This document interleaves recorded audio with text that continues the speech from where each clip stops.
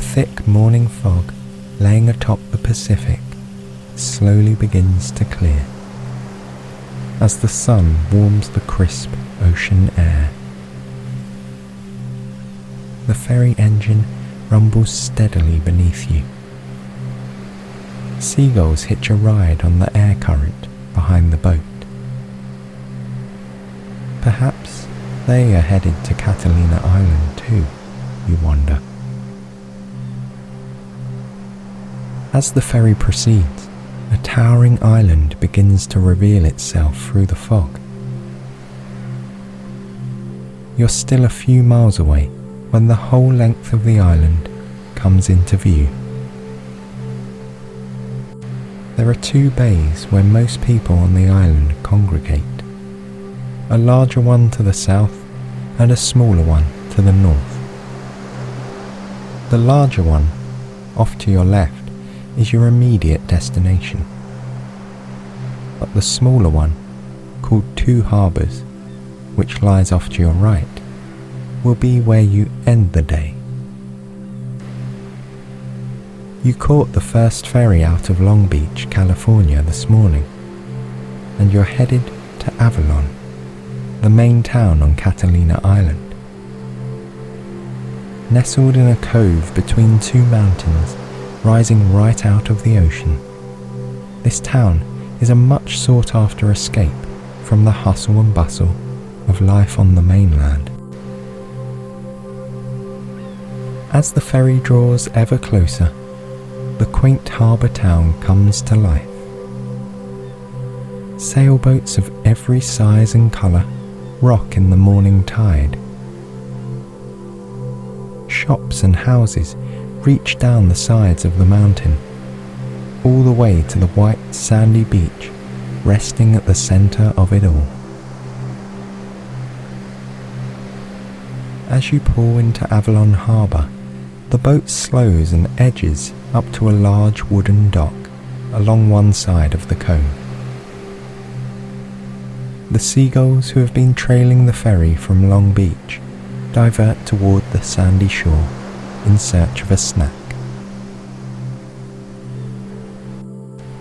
A gentle bump against the dock signals that you've arrived. You pick up your backpack, filled with everything you need for this adventure, and step onto the dock. A path follows around the edge of the harbour and leads you into the heart of Avalon. It's fairly quiet still, except for the faint patter and clank of boats in the water. Only a few early risers are out and about in search of a warm morning brew. The feel of this town is unique. There's an air of history everywhere, even in the modern shops and stores. You'd love to stop and try the restaurant and relax by the beach, but your day calls you elsewhere. You pass through the town and follow a narrow, paved road that leads you up to the valley between the two mountains that corner Avalon. There's a small high school to your left, followed by a golf course, with a few deer munching on dew-covered grass. Then you see a sign. It marks the beginning of the Trans-Catalina Trail. This is where your adventure really begins. After a deep breath, you take the first steps onto the dirt path. The ground is dry but soft. Small clouds of dust billow around your hiking boots with each step. Gradually, you climb the hills that surround the town of Avalon, winding back and forth along the trail. In between patches of dense shrubs and craggy trees, you catch a glimpse of the quaint harbour below. With each switchback in the trail, the town becomes a bit more distant, and the view, bit more awe-inspiring. But nothing could prepare you for the view when you reach the top. Here at Hermit's Gulch Lookout, you can see down both sides of the mountain. Endless deep blue expands out in both directions. To the east, somewhere beyond the horizon, is Southern California. To the west, the next spot of land is Hawaii. Under the shade of a crooked old tree, you take your backpack off and enjoy a refreshing, cool drink of water. You appreciate the climb you just made. From all the way up here, it feels like quite an accomplishment. As the toughest part of your adventure today, you're glad to have it over with early. You still have a way to go, but the remainder will be smoother ridges and valleys. After one more refreshing sip of water, you lift your pack onto your shoulders and continue on. From the viewpoint at Hermit's Gulch, you follow the path along a ridgeline, which soon descends into a valley that covers much of the centre of Catalina Island. Quickly, signs of civilization begin to disappear. You're left with the rustle of shrubs in the wind, an occasional birdsong, and the pat of your feet on the dirt path. It's peaceful, and your thoughts become quiet. Your attention rests only on the present experience, which brings a sense of joy and contentment. You notice that this valley is drier than other parts of the island. Rain here is sparse. The most reliable source of water is the light ocean mist that covers the island almost every morning.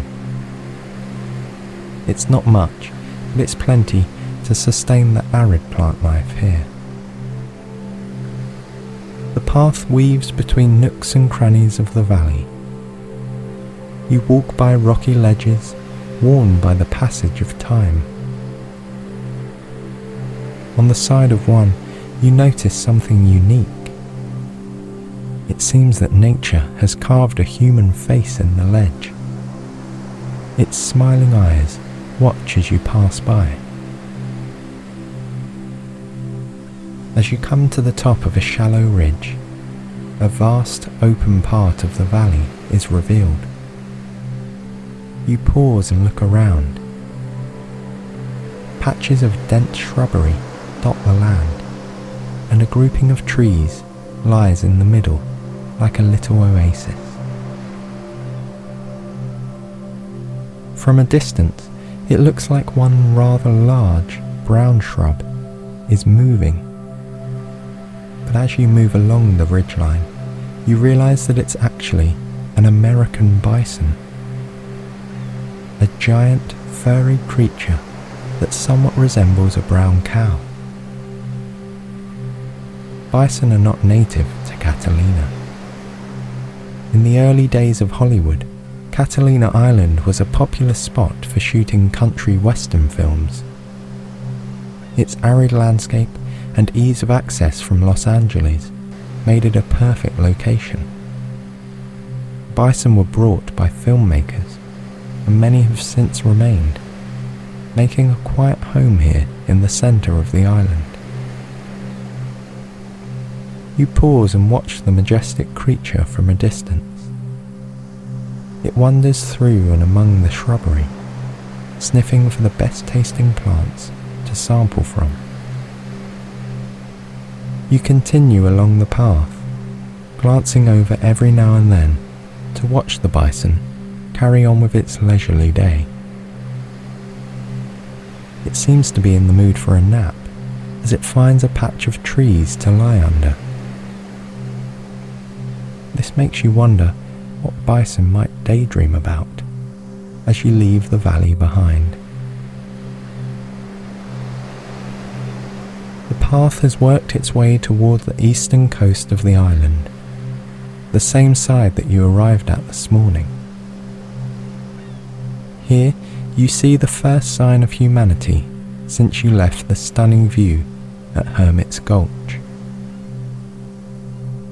It's the Catalina Island Airport, marked by a single long runway and a broad white stone building. It's the quietest airport you've ever seen.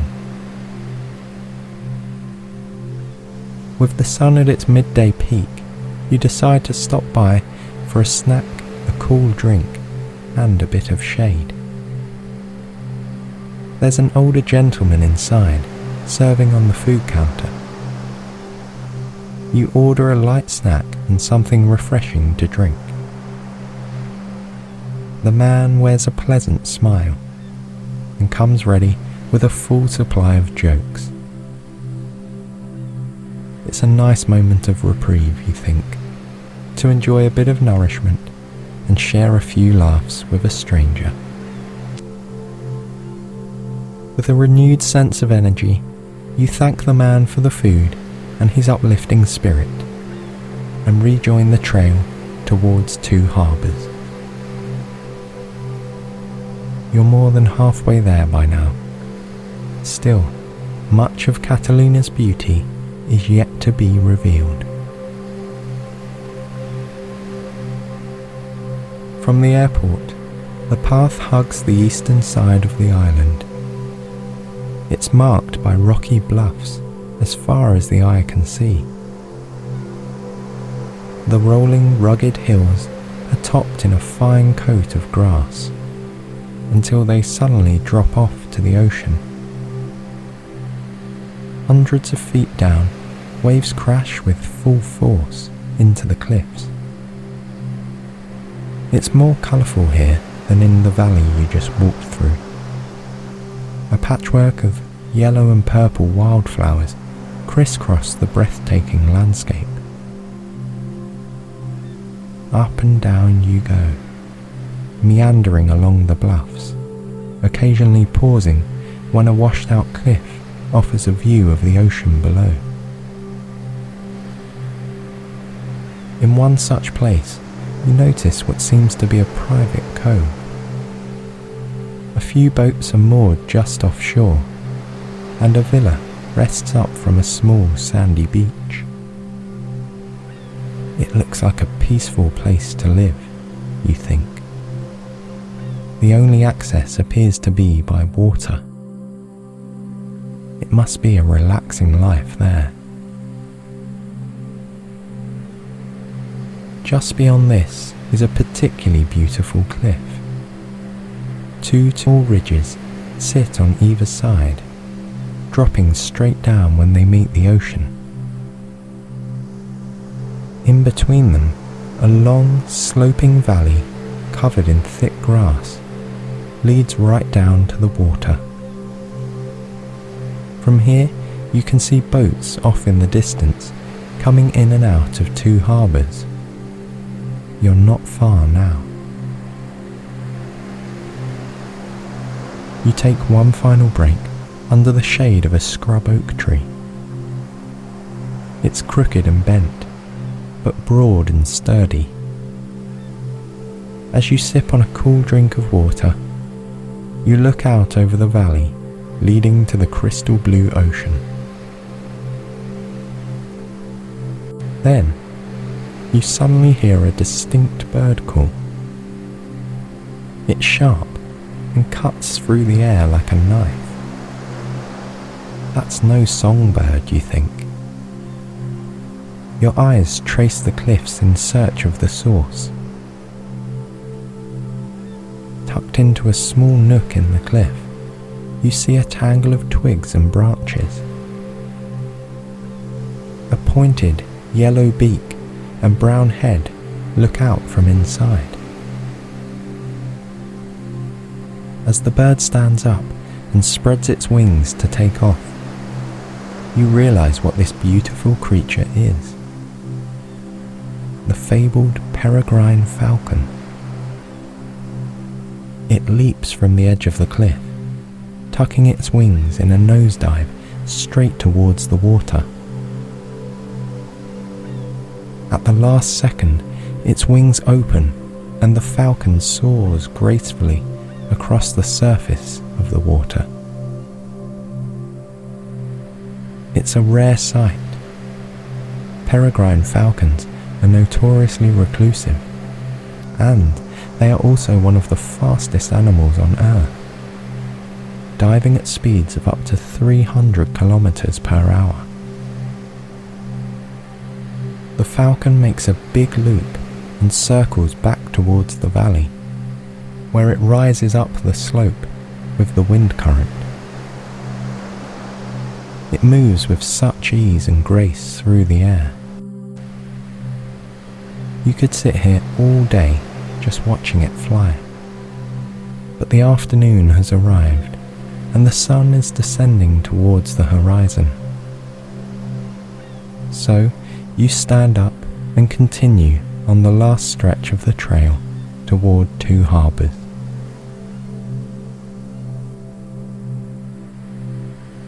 You can't see the harbour yet, but the coming and going of boats just off in the distance indicates that you're getting close. As you steadily climb a broad, grassy hill, you begin to hear the distinct clank of a harbour bell. Approaching the ridgeline, a stunning sight reveals itself. Two harbours with crystal clear water sitting back to back against one another. A single thin strip of land separates them. It's clear now how Two Harbours got its name. You descend the hill to your final destination for today, and you're glad to be here. It's been a long day of walking. Your legs are growing tired, and the cool touch of the Pacific Ocean on your skin is cooling. At the bottom of the hill is a delightful camping area, along with a restaurant filled with sailors and hikers enjoying a bit of friendly company. You'll come back here later for dinner. Right now though, there's only one thing on your mind. You check into your camping spot and quickly assemble your tent and lay out your sleeping bag inside. You thought ahead and put your swimsuit in an easily accessible spot in your backpack. You love it when you do nice things for yourself like that. After a quick change into your swimwear and sandals, you head straight for the beach. You pass through a row of chairs and umbrellas where a few people are relaxing, reading a book, enjoying a glass of lemonade, or snoozing in the afternoon sun. You kick your sandals off and feel the warm sand sift through your toes as you walk towards the water. The first step in the shallows is a sensation that you'll never forget. Your feet are tired and the ocean water is the perfect temperature. Cool, crisp and refreshing. There are no waves to face here in the harbour, and you can see straight through to the ocean floor. Schools of tiny fish dart around your ankles. You slowly walk deeper through the shallows, feeling the tension in your tired feet disappear as the waterline climbs up your legs. The coolness reaches up through you and relieves your entire body. It's a feeling of pure relaxation.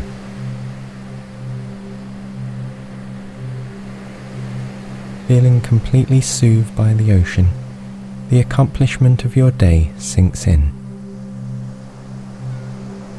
You did it. You crossed Catalina Island. You saw bison and a peregrine falcon, stunning cliffs and arid mountains. It was no small feat. You feel grateful to have been able to make this adventure a reality, and you feel appreciative of this beautiful place for allowing you to explore. You rest in the shallows, allowing the ocean to soothe your tired muscles as the afternoon turns to evening. After enjoying a delicious meal at the local restaurant, you return to your campsite and start a fire in a pit surrounded by large stones. The wood here is dry, allowing you to easily bring the blaze to life. The ocean brings cool and crisp air, making for an idyllic temperature here at night. You lay in your tent with the door unzipped. There are no bugs or animals to bother you, just the peaceful sight of a silver moon reflecting off the ocean. The fire crackles gently nearby. You can hear water lapping against the boats in the harbour. It was a perfect day, better than you could have ever hoped for. And with that sense of gratitude filling your heart and mind, you drift comfortably off to sleep.